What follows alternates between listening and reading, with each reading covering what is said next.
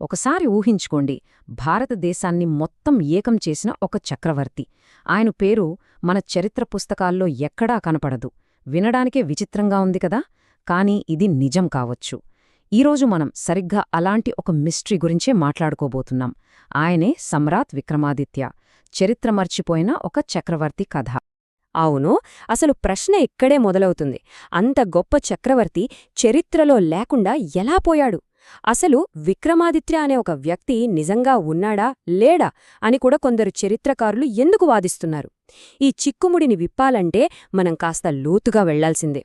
సరే, మనం చూస్తున్న సోర్స్ ప్రకారం ఇది అనుకోకుండా జరిగింది కాదంట, కావాలనే చేశారని చెబుతున్నారు. భారతదేశం యొక్క నిజమైన చరిత్రను కప్పిపుచ్చే ఒక పెద్ద ప్రయత్నంలో ఒక గొప్ప రాజు కథను పూర్తిగా మాయం చేశారని వాళ్ల వాదన. సరే, ఇంతకీ ఈ వాదనలో నిజమెంతుందో చూద్దాం పదండి. ఈ మొత్తం గందరగోళానికి కారణం ఒక పెద్ద ఐడెంటిటీ క్రైసిస్ అని సోర్స్ చెబుతోంది. అంటే చరిత్రలో ఒక వ్యక్తిని చూసి ఇంకొకరు అని పొరబడటం. ఇక్కడ్నుంచే అస్సలు కథ మొదలైంది. ఓకే, ఇక్కడే మొత్తం కన్ఫ్యూజన్కి మూలముంది. చరిత్రకారులు తరచుగా తికమకపడేది ఈ ఇద్దరి విషయంలోనే. ఒకరు సమ్రాట్ విక్రమాదిత్య. ఈయన భ్రమరవంశానికి చెందినవాడు, క్రీస్తుపూర్వం 101లో జన్మించాడు. విక్రమాదిత్య అనేది ఆయన సొంత పేరు. ఇక రెండో వ్యక్తి కొన్ని వందల సంవత్సరాల తర్వాత వచ్చిన గుప్తవంశరాజు, రెండవ చంద్రగుప్తుడు. ఈయనకు విక్రమాదిత్య అనేది ఒక బిరుదు మాత్రమే. చూసారా, పేర్లు ఒకటే అయినా కాలం వేరు, వంశం వేరు. ఈ ఇద్దర్నే కలిపి ఒకే వ్యక్తిగా చూడటమే అసల సమస్య అని సోర్స్ గట్టిగా చెబుతోంది. సరే, విక్రమాదిత్య కథను పూర్తిగా అర్థం చేసుకోవాలంటే ముందు మనం ఆయన వంశం గురించి తెలుసుకోవాలి. అదే అగ్నివంశం. ఎందుకంటే వాళ్ల వారసత్వమే ఈ కథకు పునాది. భవిష్య పురాణంలాంటి గ్రంథాల ప్రకారం వీళ్ళు బ్రహ్మ క్షత్రియ యోధులన్నమాట.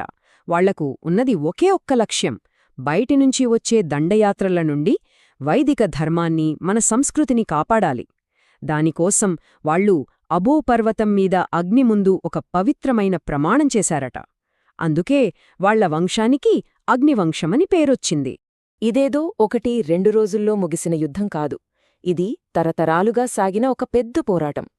భ్రమరవంశం వాళ్ళు వాళ్ల రాజధాని ఉజ్జయినిని శకుల దాడుల నుంచి కాపాడుకోడానికి కొన్ని వందలేళ్లుగా పోరాడుతూనే ఉన్నారు.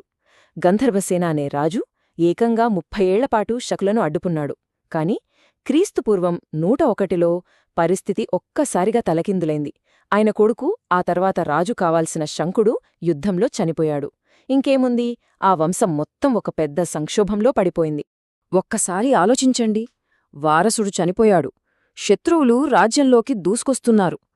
ఇక అంతా అయిపోయింది అనుకుంటున్న టైంలో ఆ చీకట్లోనే ఒక ఆశ పుట్టింది.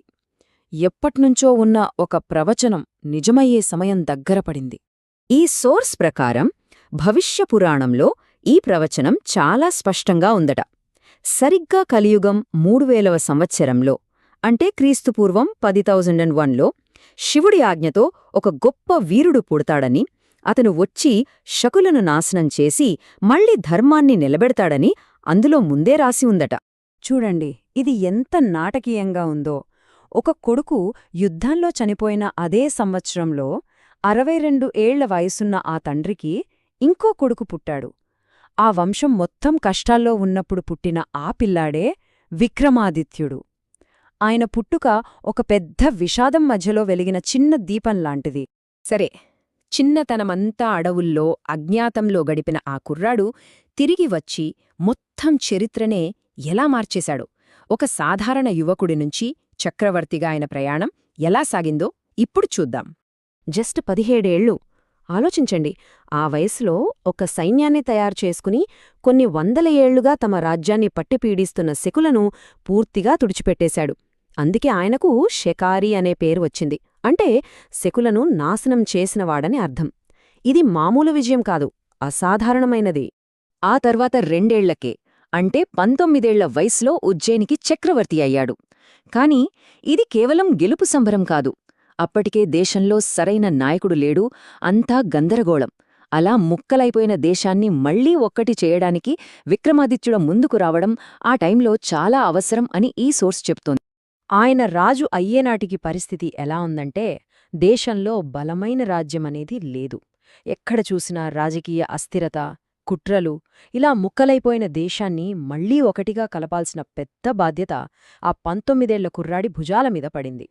సో, ఇక్కడే మనం కాసేపు ఆగాలి. ఈ సోర్స్ చెబుతున్న దాంట్లో నిజముంటే, ఒక గొప్ప చక్రవర్తి కథే మనకు తెలియకుండా ఇలా మరుగున పడిపోతే, ఇంక మనకు తెలియని, మనమెప్పుడూ వినని నిజమైన కథలు చరిత్రలో ఇంకెన్ని దాగి ఉన్నాయో కదా, ఆలోచించాల్సిన విషయమే.